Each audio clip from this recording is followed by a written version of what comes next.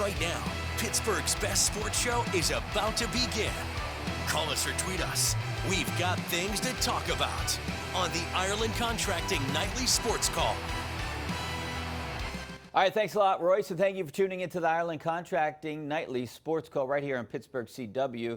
This will be the last Ireland Contracting Nightly Sports Call in Pittsburgh CW because tomorrow the Ireland Contracting Nightly Sports Call will be on KDKA Plus, and you can give us a call, same place, same number, 412-575-2600 is the number. Chris Mueller is joining me tonight. He won't be joining me tomorrow, but he'll be back Wednesday and Thursday next week. He's over at the 93.7 The Fan Cam.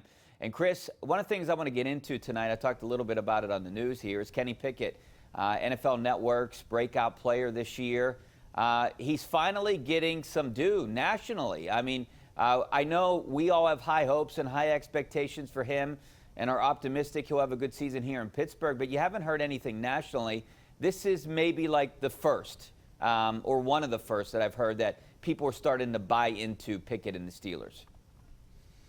I think you've heard some about him nationally. I think the momentum has been building slowly among the national media with each passing preseason game where he and the offense have looked as impressive as an offense can look and gone 5 for 5 in touchdown drives. This was definitely the loftiest praise heaped on him by was NFL Network's Peter Schrager, who said he could end up being an all-pro type of guy this year. I think that would be highly unlikely. Now, the guy that Pickett gets comped to a lot in this town favorably, people want to believe it can happen, is Jalen Hurts. Jalen Hurts was second-team All-Pro last year to Patrick Mahomes. But to put it in perspective, Ben Roethlisberger, not one All-Pro nod his entire career. And that was probably warranted because he was never one of the two best quarterbacks in the NFL in any given season.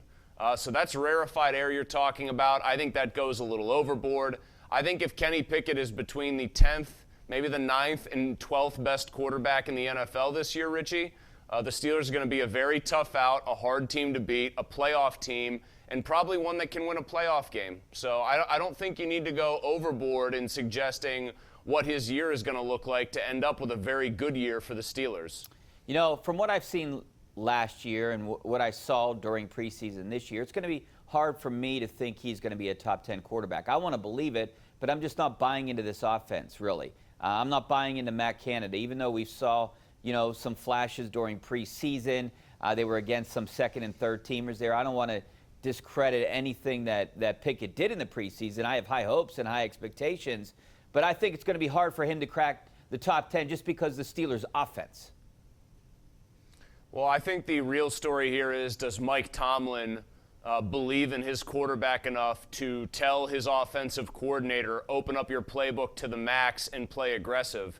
And my sneaking suspicion is that while I don't know if Matt Canada's got good enough plays, and we have no idea what his full playbook actually looks like because they ran such a dumbed-down version of it last year, while I don't know anything about that, while that's a great mystery, I have a sneaking suspicion that Mike Tomlin is very bullish on Kenny Pickett, more bullish than he was even at the end of last year, that Pickett came back after an offseason of work and impressed even Tomlin. And so I have a feeling that Mike Tomlin, at least for his part of this, until he's given a reason not to do it, is going to have the overarching order be, let this guy actually put some air under the football, throw some passes, and try to be the reason that we win games, not the reason that we don't lose them.